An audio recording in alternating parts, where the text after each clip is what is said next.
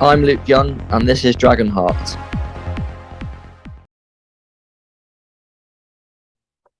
Well, welcome to Dragonheart. We're back again. We are joined by Mark, Bill, and Neil, who's outside in a beautiful sunny weather. That is the most Down in Cornwall, exotic background I've ever seen in Dragonheart. How are you all doing? Yeah, I'm under house arrest. Otherwise, I'd be outside as well He's on tag. for a crime I didn't commit. I'm trying to plan my follow-up to Welcome to Wrexham, you see, and I think that's the sort of idea Hollywood will go for. Well, anyway, after this, we're going to be talking about that Eastleigh game, our two next away fixtures. We're also going to be talking of a few Wrexham bits and bobs, so let's not wait around too long. This is Dragonheart. I'm Aaron Hayden, and this is Dragonheart. Well, just before the game against Eastleigh, we had an announcement that Mullin has signed an extension to his contract, which for me was fantastic news. Bill, how are you feeling after you heard that news? It's a great one, really, isn't it? You know, I've been loath to sort of fall in love with Mullin just in case he's off somewhere else, as is usually the case when you're a Wrexham fan. But I think this contract extension has sort of sealed the deal for me. He is now my favourite ever Wrexham player to have played for Wrexham over the last year. So great news. It is great news. And I also think it is a bit of a statement, isn't it, Mark? Oh, absolutely. You know, we haven't lost players over the summer. Instead, we've tied one of the key ones down. I mean, let's not forget, I suppose, that contract extension is code for pay rise as well, isn't it? You know, I mean, but having said that, yeah, fine by me. We need to keep Mullin. Mullin could become one of the true icons of this football club, and considering the length of our history, that's saying something.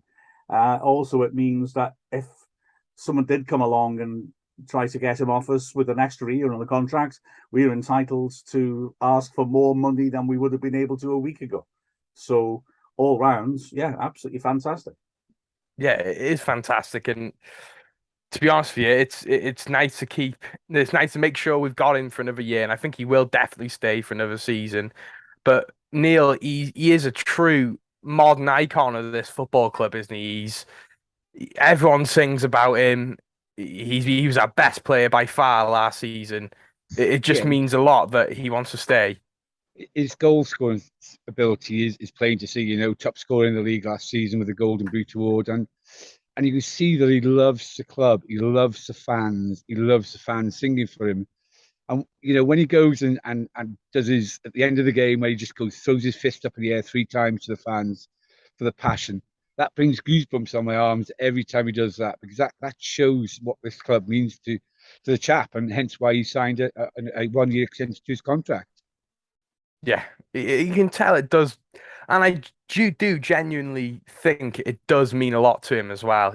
You can tell he loves the club. He's closer to home. You can see his kids. You know, I think he's really embedded himself in Wrexham culture, even as far as saying that he's available for Wales, which would be quite something, wouldn't it, Bill? I did actually see, well, maybe my eyes were playing tricks on me, but I am pretty certain I saw somebody in Bellevue Park yesterday or the day before with a Wales top with Mullin 10 on the back. So,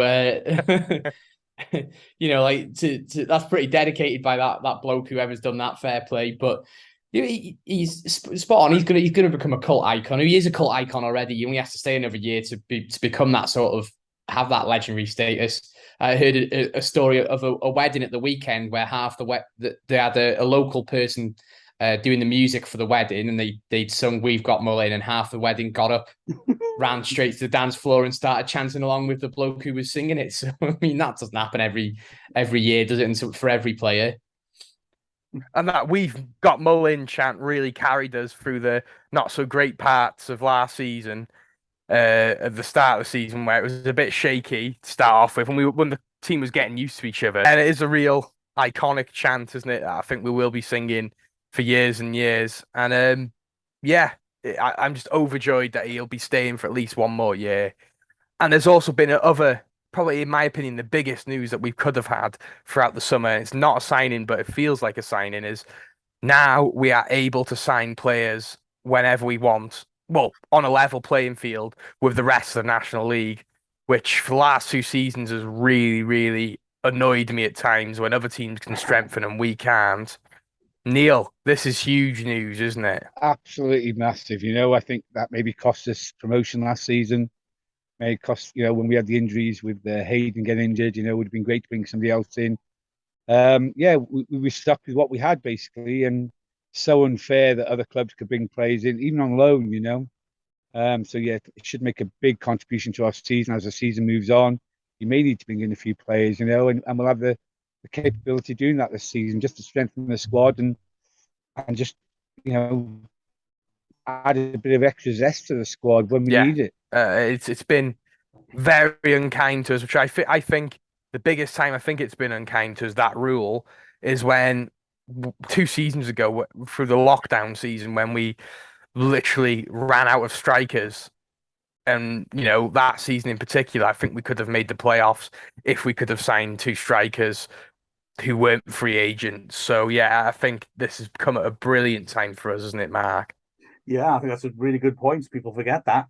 But, if you remember, we had Kwame injured, Ponticelli injured, and we ended up having to draft in Marsh Brown and Omotayo and Sang, didn't we? Because they were out of contract and hadn't played at the requisite level since January. And not only that, if you think back to deadline day at the end of January that season, Keats made his only 2 signings of that window because the new owners were able, as a sort of emergency push, to get him some cash. And so we brought in Tyler French and Dior Angus. But if they'd been able to give him money later on, he would have not only resolved that problem you're talking about, but he also might have genuinely pumped up a squad, which, it must be remembered, only missed out narrowly on the last day from getting into the playoffs. They were up in the playoffs pretty much all season. So that was a real possibility for us, which didn't happen because we were on an uneven playing field. And now on will not happen. It's just absolutely brilliant. Things seem to be falling into place this season, and I really hope it works out for us.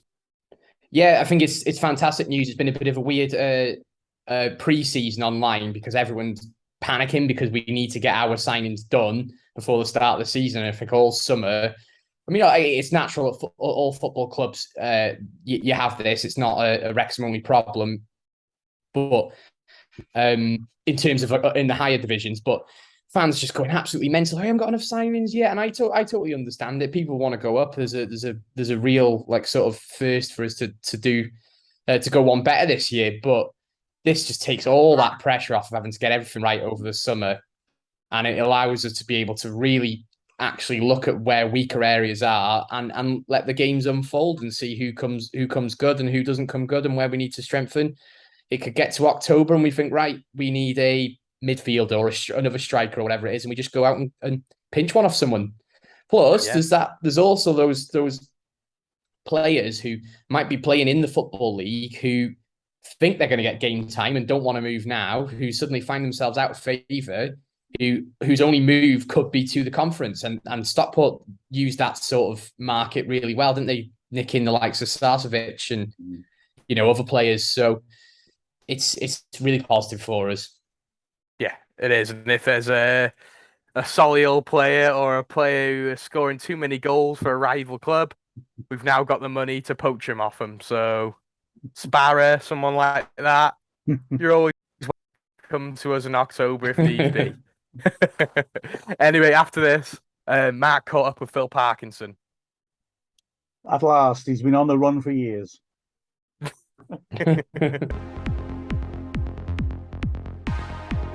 I'm Harry Lennon, and this is Dragonheart. Obviously, having a decent transfer budget, it guarantees pressure. It doesn't guarantee success because money can be spent badly. But you've had a good success rate in the players that you've brought in. and it seems to reflect to me a clear vision of exactly how we want to play. You don't look at a transfer and think, oh, that's a surprise. I mean, you always can see how there's a structure, and there has been from the start, and those players fit into it. And I think that's something, that sort of stability that has allowed us to now feel confident at this point. Yeah, I think so. I think, you know, it's having a way you want to play in a system and being able to adapt within that and getting the players to fit in, but equally getting the right characters and the right people who are going to come on this journey with the club is key. And for every signing we make, you know, the work goes into meeting other players, speaking to other players and agents, and making sure we select the right characters who are going to add to the ingredients we've already got. And I think that's really key. So as much as the quality on the pitch, it's the quality of the person and a clear understanding of what they're coming into. You know, the minute a player says to me, or an agent says, oh, yeah, to come and play in the National League, you're going to have to pay him X, and the first thing is about money, then it's, you know, very often a no from us, because, you know, I want to hear the players who are interested in Wrexham as a club, the ownership, the history of the club, the reasons why this is a special place to play, and what an achievement this would be to get the club out of the division. And they're the kind of talks I like to hear. I'm very confident the lads we brought in are all buying into what the club's all about. And that does show really football management is not playing football manager. That somebody like, to pluck a player out there, I mean, Paul Mullin, top scorer in the division above, player of the year in the division above, could have stayed 2 divisions higher, could have gone for money theoretically, but by speaking to him, you know, he's somebody who, as we saw against Macclesfield, even in a friendly, would be running back to make defensive runs and recover constantly rather than putting his ego first. Yeah, I think that's a good example. We just had a chat with the lads today about, you know, how the team is the most important thing and the selflessness of the individuals within that. And yeah, I think Moles is a good example, really. That, you know, he's a good player, gets a lot of adulation, but he cares. You know, he comes in and trains hard every day, and that reflects in his performances. So we wouldn't be bidding for Balotelli, fair enough. I'll chalk that one off. You said about the special things that make the club special as well. You know, I mean, I've been watching Wrexham for a long time. I don't think I've ever seen a bond between the crowd and the players like we see now. I don't think. Yeah, I think that's a twofold thing that, you know, myself and Steve Parky are very keen to the players to go out into the community and do things, and I think it's very important as your role as a player and a manager, etc. But equally, the affinity between supporters and players comes with what the supporters see on the football pitch. Supporters know the players when they're given; they can see when players are given everything, and people forgive mistakes, but they want to see people playing with that pride in wearing the Wrexham shirt. And you know, it's so important that we show that every time we put on the shirt. And one of the highlights of the season for me was when people saw you on the pitch at Chesterfield as well, and I think they understood that, because people like little sincere gestures like that and could read something into it, and it was spontaneous. But that must have felt good, that moment then. No, listen, it was a big win now, and listen, we all care a lot. You know, this is our livelihoods. We've, you know, we all got a deep understanding of the responsibility we've got here at Wrexham, and yeah, I'm enjoying personally the challenge and looking forward to the season. And we are, I feel, well equipped to take on the challenge ahead.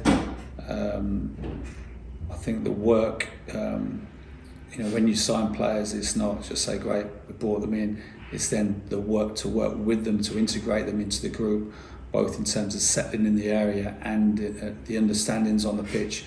That work kind of obviously has been going on with the lads who've been here a few weeks, but the lads who've just come in, we need to work on that. But I'm confident they'll all be good acquisitions. That's brilliant, thank you.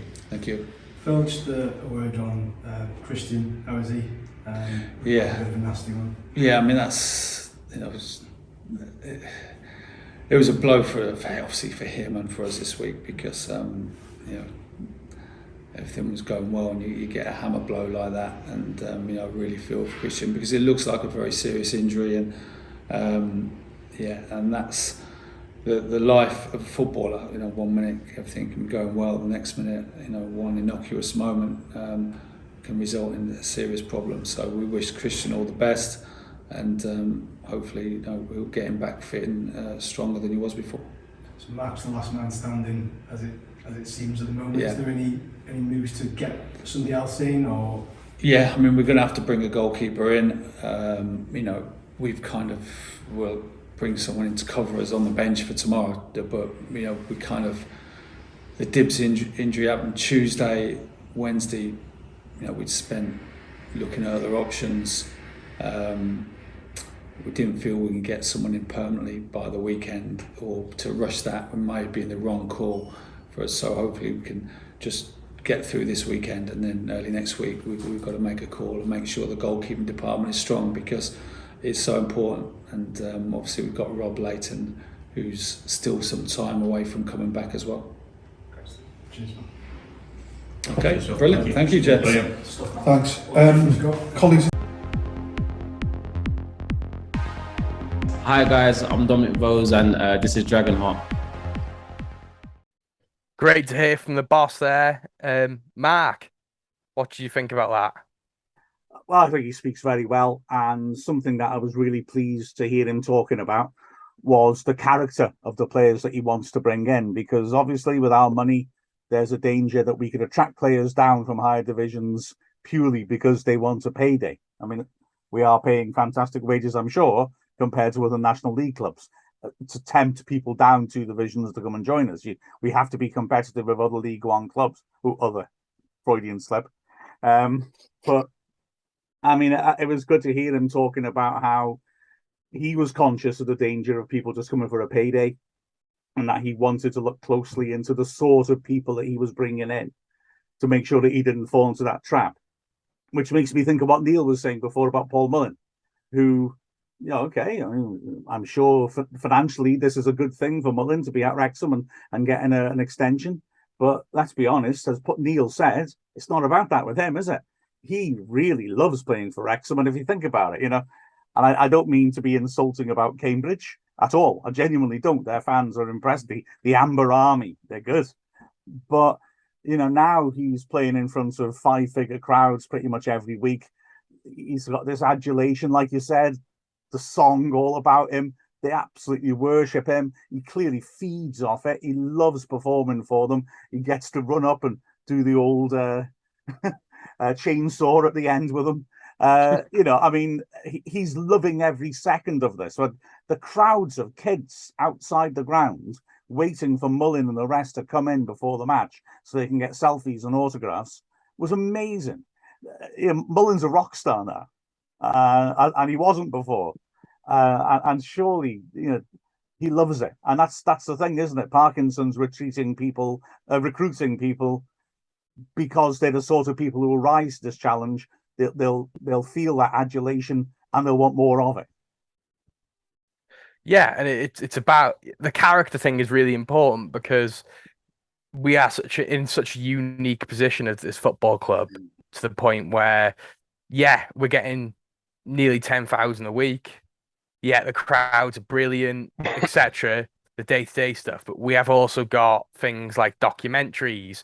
We have now got worldwide fans, and let's be honest, below the Championship, we're probably the most looked at club right now, I'd argue. So that's a lot of pressure as well, isn't it, Bill? Yeah, a huge amount of pressure, and but you've got to get characters in who can sort of live up to that. And I think we'd be criticised for getting players from the league and who played higher up and the money that's being spent, but actually with the level of scrutiny that's going on, we need those kind of characters who have that kind of experience.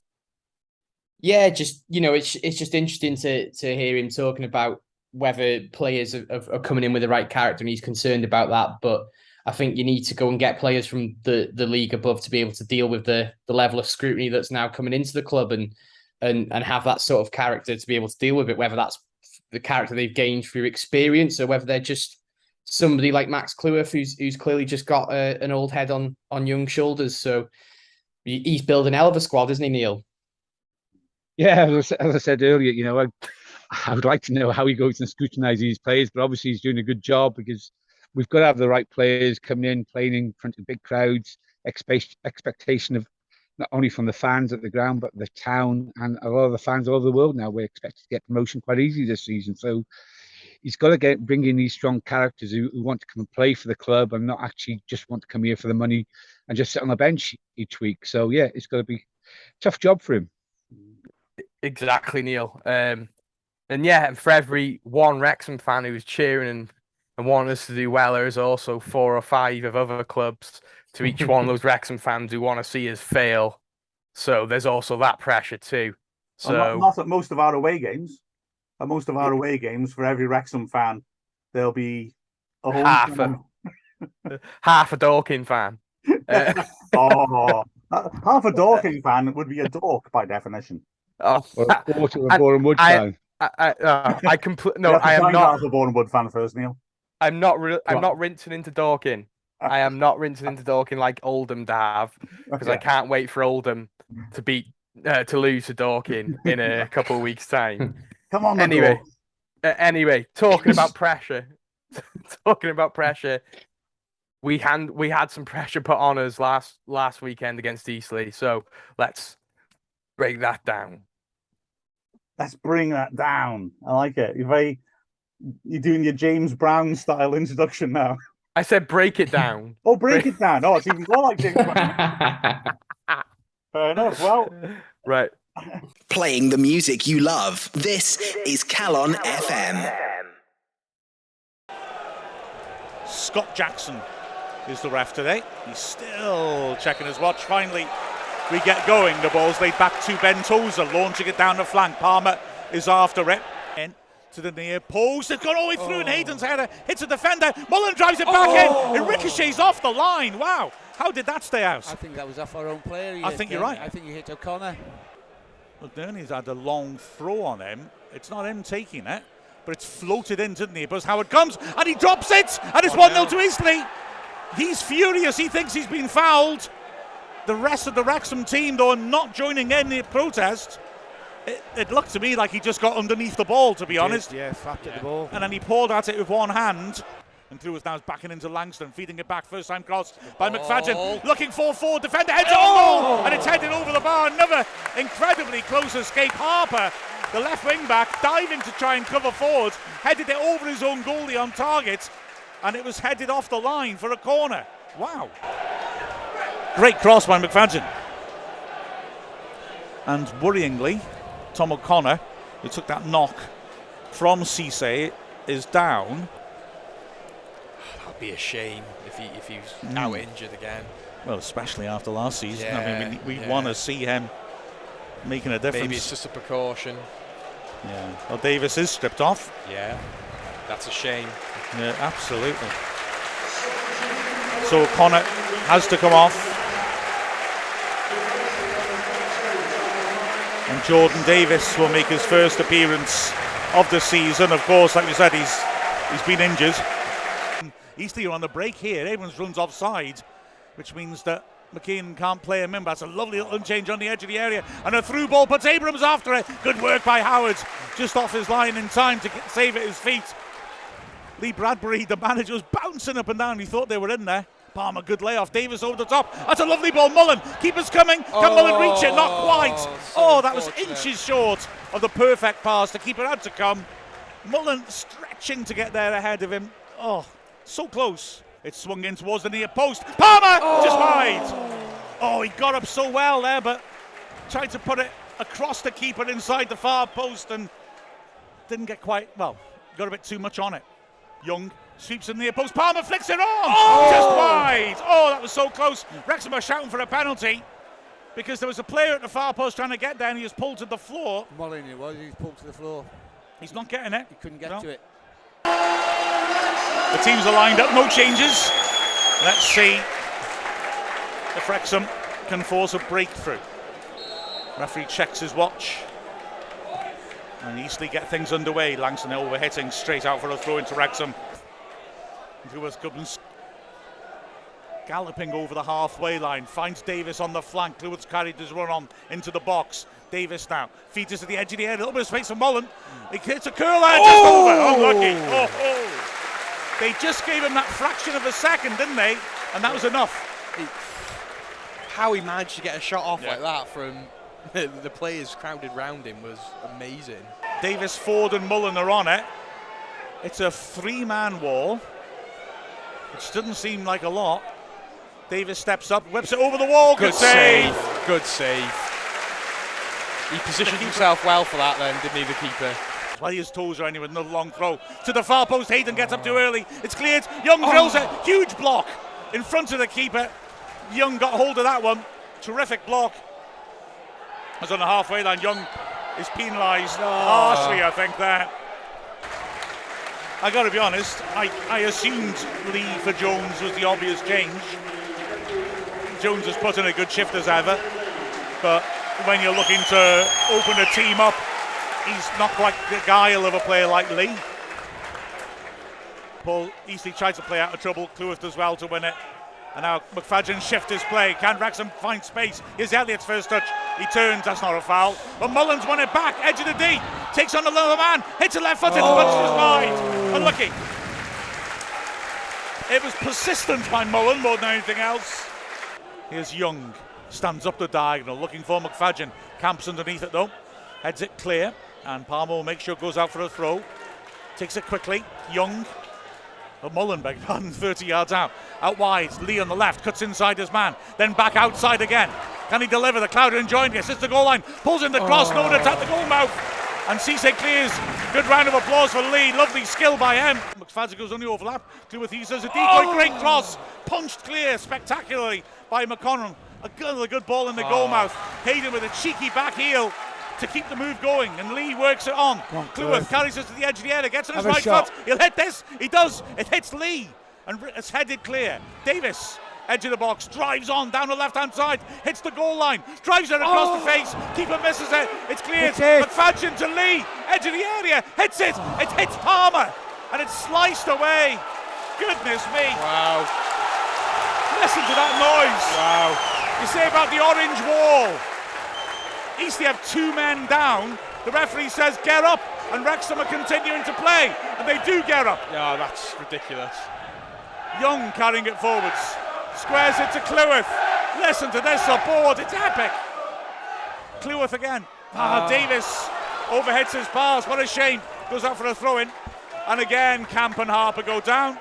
Let's see how much sympathy the referee has for them.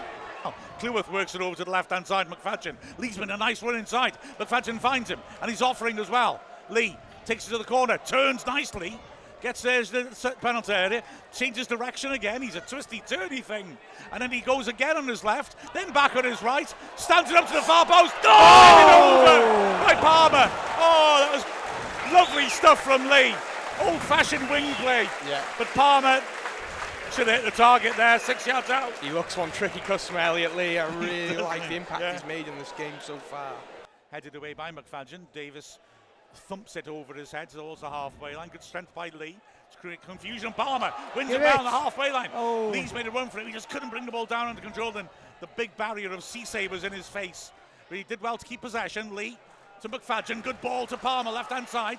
2 men at the far post. Palmer is taking on his man. Couple of step overs. That's nice. Back heels it. Lee hits it. Yeah! Yeah! What a goal! What a goal! What a goal! That was class. Elliott Lee on his debut. There's your end product. What a goal! Wow! Wow! That was proper Harlem Globetrotter stuff. Palmer gets down the halfway line, turns, and tries driving down the left-hand side, trying to commit Camp. He's not got much support. Mullin's inside him. Palmer keeps going in. He's still fighting away. Great work by Palmer. Back to Davis. Wrexham will switch now. Davis to Young. Young wants to get it wide. Hayden on the right. Helps it on to Ford, but Eastleigh got behind the ball now. Ford, 30 yards out, inside to Young. Such space in the middle of the pitch. Eastleigh just sitting in the area. It's helped on to Cleworth. The crowd want him to shoot. Yeah, have a word. He helps it onto the edge of the area. Mullin helps it in. Lee, 6 yards out, heads it. Elliott Lee! What a man! What a man! Lovely ball by Mullin!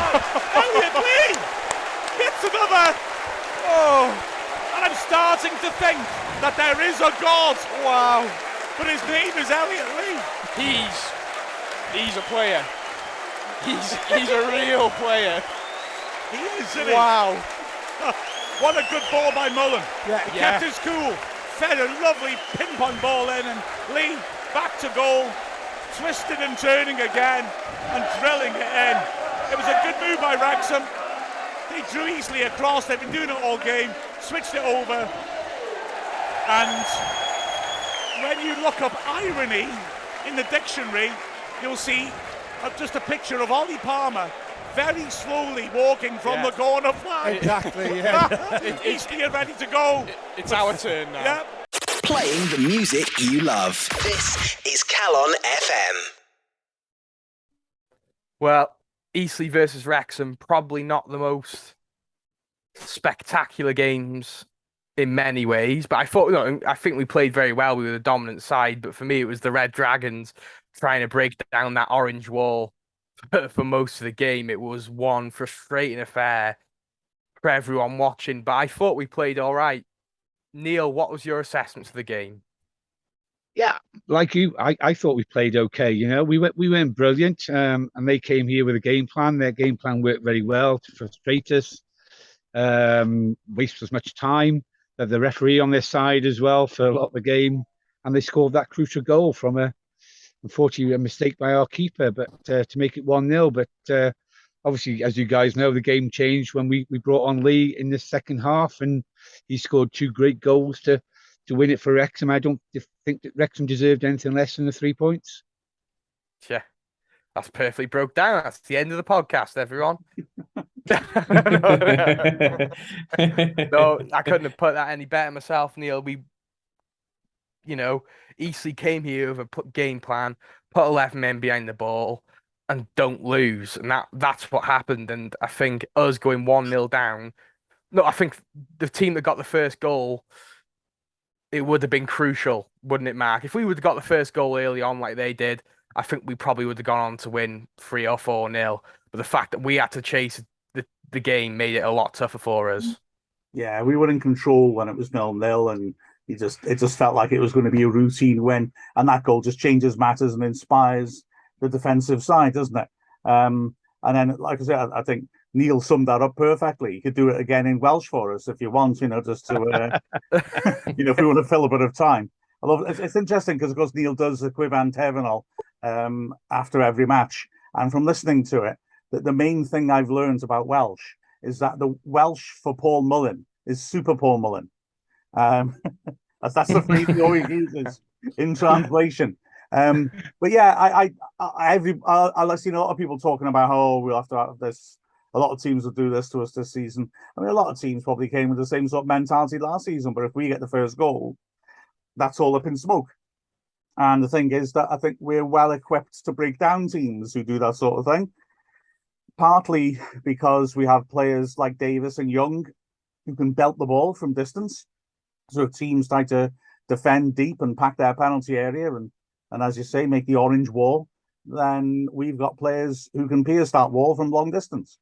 And so if they come out to meet those players, then we can play it in behind because they're no longer back in the box. So we have those problems that we present. We have Palmer, and Palmer is useful in those sort of situations because he can win headers. If you're defending too deep, all right, you might be very good defensively. You might have centre-backs who are excellent in the air, but so is Palmer. And there's always a danger that you're going to lose a header to him, and because you're defending deep, that then becomes a great chance. Likewise, we are really, really good on set pieces. I mean, Luke Young's delivery on Saturday was absolutely fabulous. We all know Tozer's long throws cause mayhem. So, again, you're inviting problems against a team that tends to cash in on set pieces. And then we saw on Saturday, of course, didn't we, Bill, that we've also got a bloke with a bit of X factor who can just come on and open up a defence with skill.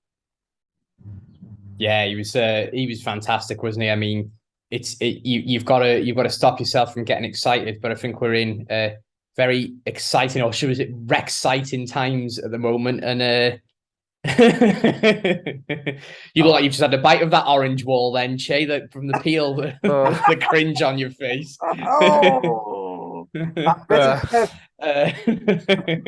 No, he looks real genuine quality, and if he can perform like that week in, week out, he should not be playing in this league at all. Simple as that. It's not fair. I was saying to some of my mates actually when we finished the game, it almost felt weird because it felt like we were cheating. We won by cheating, by bringing on someone who was just better. No. Just class play. It was just the pass by Mullin to him, and he just turned and hit it. And no, of course, that was one of the first times that I really felt like unfair isn't the right word, because we've had the likes of Salford and everyone in this league doing the same sort of thing as well. But he's just better. Really is just better. And in terms of breaking those stubborn defenses down, I loved how when he came on, you could see he was on the same wavelength as other creative players. Palmer and Mullin in particular seemed to just love interacting with him. Like Neil said, it was a nice little pass by Mullin, just to pierce that defence and put Lee in a position where he could beat his man and score. And then I thought Palmer's assist for Lee's first goal was brilliant. Yeah. The way he just went galumphing down the wing and nobody could get the ball off him. But then his little delicate back heel was just perfect, and the weight on it was so perfect that Lee was able to do the thing which made it a goal, which was take it first time, because the keeper clearly wasn't set. He wasn't expecting that.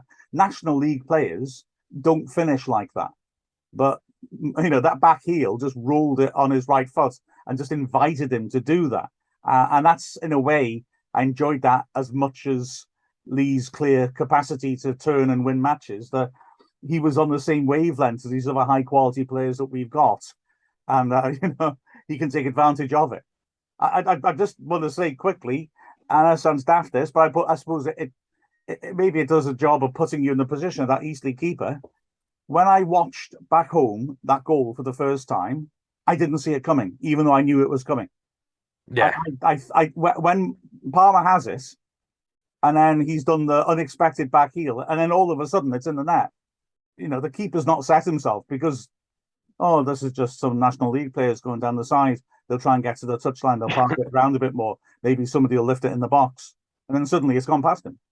It was just brilliant awareness, but Palmer's got the awareness that Lee could do something like that as well. Mullin with that quality of weight on his pass. You get into a point where you've got these quality players who can weigh their passes, who can see those passes, and that will damage teams. I always used to feel, I know this is going to be an odd name to throw out there in the middle of all this, I always used to feel that Johnny Hunt, when we played him up front, which is a rhyme. I'm going to go off and write a limerick in a minute. But his movement actually I thought was really good, and that was why, if you think about it, he was top scorer one season. I didn't think he had any great striking qualities. He was a decent finisher, but he had really good movements. And the number of times you'd see him make little runs, and other people hadn't seen it, but the likes of Morel and Ormerod would see them and would feed him. And I feel like now, and you could go back for a few years probably and name players like that, but now we've got a number of players who are on that wavelength. They know where Lee or Mullin or Palmer are going, and that's exciting. I suppose the other way around looking at it is Mike Fondop, isn't it? I always remember Mike Fondop when the goals started to dry up. Maguire Drew played a ball down a line for him because Maguire Drew went to an academy, and he knows that when I get the ball in this situation on the flank, my striker is making that run to stretch the defence, so I can either play him in or I can look up and see if anyone's run into the space he's made. And so he automatically took a touch, knocked it down the line, and Fondop was standing on the centre circle with his hands on his hips, just staring at him. And Maguire Drew was so angry because Fondop was just like a force of nature, but untutored, wasn't he? He had the strength and ability to get past people and cause problems, but he didn't really know how he was doing it. Whereas Maguire Drew had some failings, but he also had that football education and that nous and technique. Well, now we've got the whole front line like that and the midfield, and that excites me that these players know what the other players are liable to do. That they've all had the same type of training I think Parkinson's good on Collier's Park. I feel you can see structure, passing structure coming out when they get the ball. And that's why I'm quite optimistic, to be honest, about this season. Yeah, I'm really optimistic about Elliot Lee. Like, the one thing that really impressed me is he constantly wanted the ball. He constantly had his hands pointing to his feet when anyone else had the ball, and I think that's exciting, isn't it? And then, as I said, and you said in commentary, I think, Mark, that you're a bit more skeptical of the flashier players because they do things that look. It's all style, no substance for a lot of players at this level. We're used to seeing that, aren't we? You know, the fancy flicks that he did, but he has substance as well from the looks of things. And if he can carry on playing like that, even 80% of the time or 70% of the time, we're going to do pretty well this season. Any other notable performances, Bill? I think Max Kluivert had a really good game. I think the notable, but maybe not necessarily for the right reasons, was the first goal, wasn't it, for Mark Howard? I felt a little bit sorry for him. He's maybe not had as much time as you'd want in pre-season to get used to the defences in front of him. Not that he came in particularly late, but we just maybe didn't have a huge amount of games, which just happens sometimes. He's going to need some time to settle in, but yeah, I think overall it was quite a good set of performances without being great for most of the players. What do you think, Neil? Yeah, I totally agree with you. You know, Palmer could have had maybe he missed 3 headers, which we could have scored, but obviously didn't. I thought Luke Young, as ever, is always solid. Cleworth had a great game. Mullin was demanding the ball, but I think he was maybe a little bit off on his game on Saturday. But yeah, all in all, I thought we had a good workout on Saturday, and Eastleigh always give us a tough game. They always come there with a game plan. We got Mendy. We didn't see a lot of him on Saturday. He came on for a little while, but he looks a big, strong player, and he can come on whenever needed as well, maybe to bolster up the midfield or defence. But yeah, big lad. So yeah, I'm very optimistic for the future. I think next 2 games away from home are quite winnable. Yeah, exactly. And I'd like to say, just reiterate about the Mark Howard situation. Yeah, I think a lot of fans got over nervous, but forget about it now. It's happened. We won the game. He didn't really make any more clear. Didn't make any more real clear mistakes after that. He's made the mistake. He's a goalkeeper. The worst thing we can do now is get on his back or show nervous energy around him. He's a very experienced goalkeeper. He's to a high standard. So let's give him a bit of time to get used to the league. And as Neil was saying, it definitely needs a bit of time. I thought his ball distribution occasion was a bit poor. But again, that's getting used to the fence and the rest of the players. But, it'll come in time. Yeah, it will come in time. So, yeah, as Neil said, the next 2 games, Neil thinks the next 2 games are winnable. After this, let's talk about it.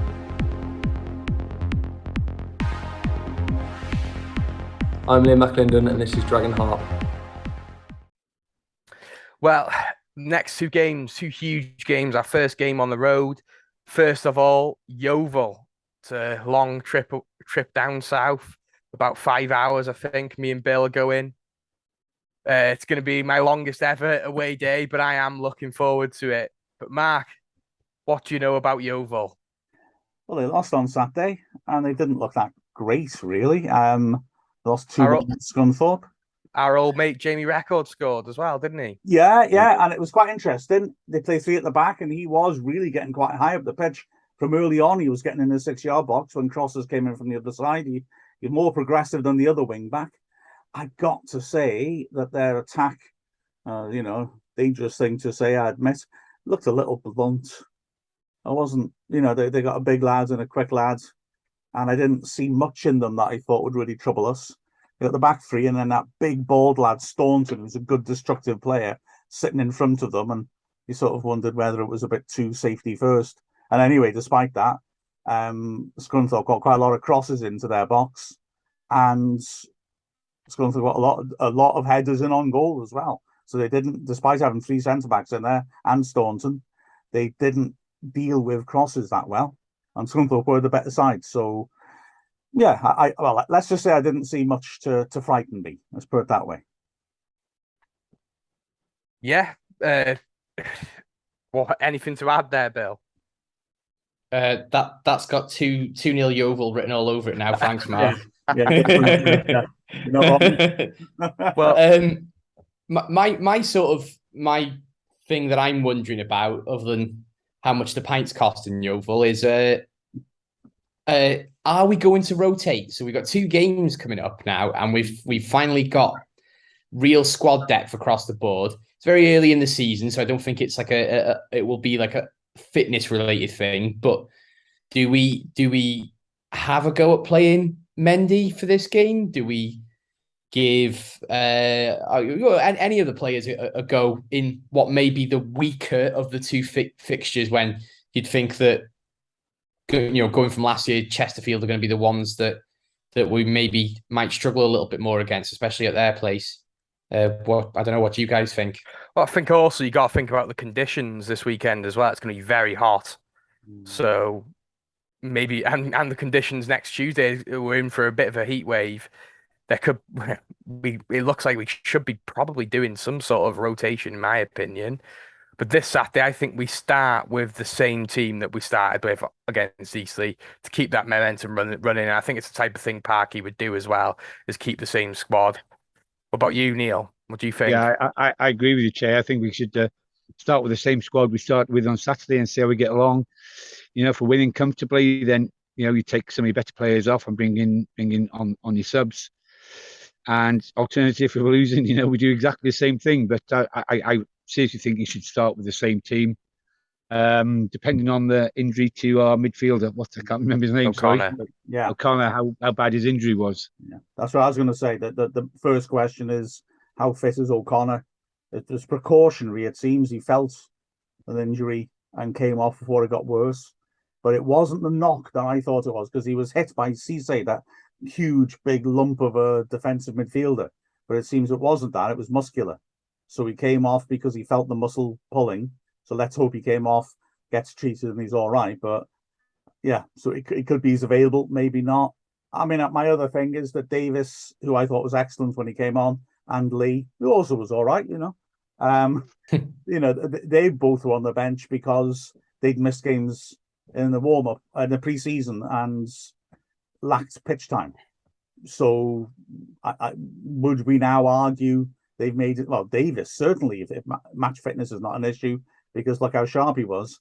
Lee's had a shorter spell, but still a very influential one. I will be interested to see what he does there. I wouldn't be amazed to see Lee on the bench, and I'd be quite interested to see the Wrexham fans' reaction. I think would be extremely negative. So I would hope that we would then win to make it justified. But you're right, the heat, the Chesterfield game coming up, we do have a squad now. I don't think he'll rotate heavily, but I think that he will. Yeah, he may look at a couple of tweaks in midfield, I think. Yeah, whether he brings Davis on for James Jones or for Jones, I'm not sure, I mean, young anchors, and then, yeah, I mean, the thing is, Jones is ludicrously fit. And in that Nantwich game was a similar heat, and he just wouldn't stop running. Well, I mean, he never does he? But it didn't make any difference to it. So it may be, I don't know. Does that mean he's a good man for the heat? Because he'll keep going, or does it mean we might overheat him? I don't know. I think Jones could be very useful in that sort of match, because if other players are trying to measure their efforts, he doesn't seem to have any of a level apart from just charging around. So all right then. For Yeovil, I'm assuming we're keeping the same defence, same strikers, same keeper, obviously. Mm-hmm. Who are your 3 in midfield, Mark? Young, Davis, Jones, I think. Bill? I think the same, as long as fitness levels are, at the place that we want them to be. I think if O'Connor was just a precaution and he's available, I think you play him instead of Davis, and then bring Davis and Lee on a bit later. Yeah, I would more like keep him, O'Connor, if he is, even if he is match fit, maybe keep him in the bag for next Tuesday with Chesterfield. and possibly play Davis, you know, and then maybe bring Mendy on, you know. So yeah, that would be my only change. I'd go either if O'Connor's fit, I'd play O'Connor, but if not, I'd go Davis, Jones, Young like last season. I mean, most thus likely. far, I would say that Parkinson hasn't really rotated much. He's rested players for specific reasons, like Palmer and Mullin at Notts County in the trophy, but he hasn't really actually rotated the squad. Now, maybe because he felt he couldn't because he didn't have enough of a squad, and now he does. So this could be an interesting insight into how he plans things, couldn't it? Does he look? Yeah. I mean, if you take Chesterfield out of the equation, there is no need to rotate anybody. As we had a week off, there's no need. But if you add Chesterfield to the equation, and that's going to be a big statement match, isn't it? Then does he think, you know, Lee is a big match player? You know, make sure he's got 90 minutes in him then. I don't know. And talking of Chesterfield, let's get on to them. They've just come off quite a shocking, I wouldn't say shocking, but I've not really seen much of Dorking. I don't know what they're like, but a 2-2 draw away from home against Dorking, that's not the greatest of starts, is it, Mark? No, and you know, you certainly shouldn't underestimate Dorking. They're in our division on merit, and I think they'll be okay this season. But it's not great for Chesterfield, a side that certainly have ambitions to be up at the top end of the table. They did have 2 players sent off. Now, admittedly, one of them's in added time, but again, you know, they're having to time waste at the end of this match, which they would have been anticipating winning. But the big one, of course, is that Coverland, the goalkeeper, got sent off. 3-match ban, so he's banned for the Wrexham game. And they have no other goalkeeper at the moment. Now, by the time they play on Saturday, they will have another goalkeeper, won't they? They've got to, haven't they? Got to, but it's going to be very rushed, though, isn't it, Mark? So you get a keeper in, you know, and fit in very quickly, and then Wrexham on Tuesday. And the thing is, they were 2-0 up against Dorking as well. They even went down to 10 men and scored a second goal. And they threw away a 2-0 lead, you know? Oh, yeah. I'd be concerned if I was them. Also, like you say, they're rushing into it. Just like Phil Parkinson just said that he wouldn't with our goalkeeper situation, that he was going to get a temporary keeper in and then take his time picking a long-term second choice keeper. But they can't have that luxury. They're going to have to grab someone and throw them in to 2 matches. If he has a stinker on Saturday for Chesterfield, what do they do for us then? So it's quite fun. I've got a plan, which I suppose I shouldn't tell you because then it can't work. It won't be a plan anymore. Well, yeah, exactly. Well, it'll still be a plan, but it'll be a plan that probably won't work. I was thinking of, I mean, is it these days, you know, with the internet and that, is it still illegal to bug people's phones and offices? I would argue not. You know, go down the whole Infinity Plastics route and bug Paul Cook's office at Chesterfield, find out which goalkeepers he's looking to bring in, and then buy them. Because you don't care about transfers anymore. And then every Put doubt in their mind. Just say we're interested, Mark. That's all we need to do. Yeah. We don't have to buy them. We just need to phone them and say, look, we're looking at bringing you to Wrexham. Don't go to Chesterfield. Yeah. And leave it at that. Exactly. And then they end up playing, I don't know, me in goal. Exactly. Probably the game in my life as well, nightmare. That's exactly what I said. I'll play in goal for him if needs be. Be all right, wouldn't it? I reckon. They must have a youth player or a winger that they could stick in goal. Don't worry. Oh well, yeah, exactly. If they sign you, Mark, you'd end up keeping a clean sheet. Oh yeah, I mean that's inevitable. I am the cat. But yeah, they're of the show. They're a strange side, Chesterfield at the moment. I think with who they brought in over the summer, you know, people like that Gayassi who played for Dover last season. They've signed. He looked great against us, but it's a bit of they've made some risky signings from leagues below. Could this be the perfect time to play him? Because they've made a lot of new signings. Is God given time to gel? Is this, and we're quite an established side now, except for the odd places here and there. Mark, you think this is a good time to play him? I think theoretically, yeah, and also, sorry, Also, Yeovil have made quite a few signings in the summer, so theoretically it could be a good time to play them too. Whereas, like you say, we're quite settled. We have a clear style of play. And yeah, I've got to be frank and say that Paul Cook, I think, is a very good manager. So I assume that he's, recruited well. But I've got to be honest, on paper, the players he's brought in don't look that exciting to me. So I wonder whether, if it was, let me put it this way, if it wasn't him, a manager who's consistently done well, I would be looking at some of the players he's brought in and feeling a bit dubious. Let's put it that way.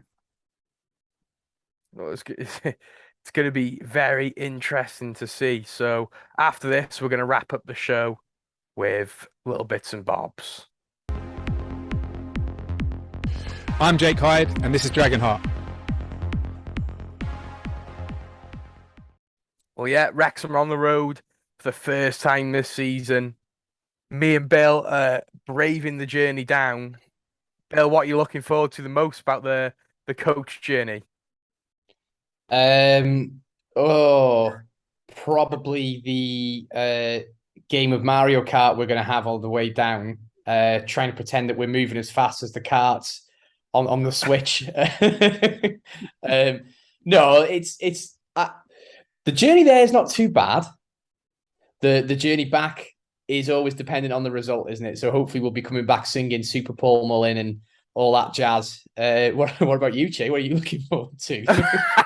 Yeah, sorry guys, we're just trying to fill a couple minutes. Yeah. No, but how much we care about quality broadcasting.